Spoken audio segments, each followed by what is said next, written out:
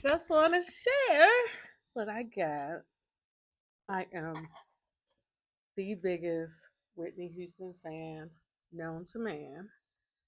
This is the How Will I Know, number 70 in a Funko Pop. And then I got this one from the Super Bowl.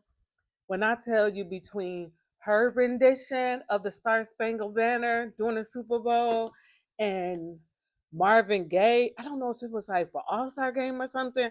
Nobody, well, then Jasmine Sullivan again in current time. She the only one that can do it.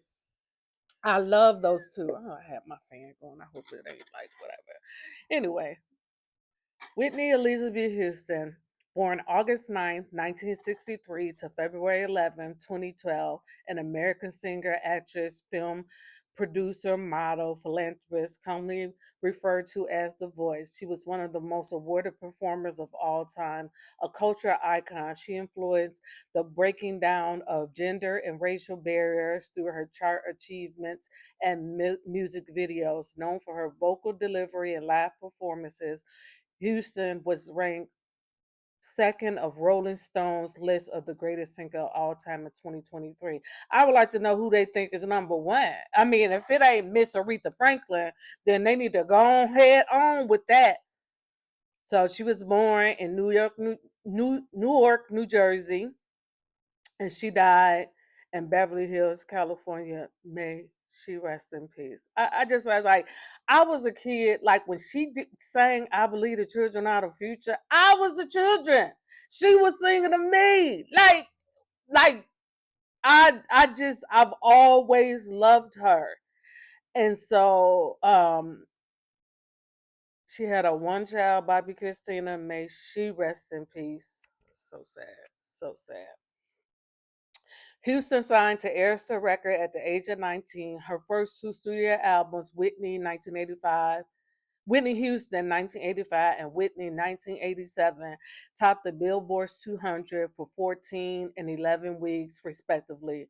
The, the former remains the best selling debut album by a solo artist in history, while the later made her the first woman to debut atop of the US and UK charts. Houston took a more urban turn on her third album, I'm Your Baby Tonight, in 1990, and performed an accolade rendition of the Star Spangled Banner. And I just got through showing this. 1991, that's when she did it. Oh my God. She starred in the film The Bodyguard 1992 and Waiting to Exhale 1995, The Preacher's Wife 1996, Cinderella 1997, and produced a film franchise, The Princess Diaries 2001 to 2004, and The Cheetah Girls 2003 to 2006, soundtracks of The Bodyguard and The Preacher's Wife respectively ranked as the best-selling soundtrack album and gospel album of all time, with the former women Grammy Awards for Album of the Year and topping Billboard's 200 for 20 weeks. I love you, Whitney. I just the disrespect that people think that they gonna show her. I stop that. I stop that. Anytime I see it, I be like, no, you're gonna put some respect on her. I have to apologize for all that you went through when you was here. Like since you've been gone, I mean, this is one of them things. Like it was so just like what? I mean, I miss you, Whitney, and I'm gonna tell you, Willie Ray J. We need to know what happened. You was there, and Miss Brandy, which I love you, Brandy Moesha. Like I love you, I do. What was in the note? I mean, is it just me or do somebody want to know what was in the note? Whitney gave Brandy that note. Brandy handed the note over to Clive. We want to know what was in the note.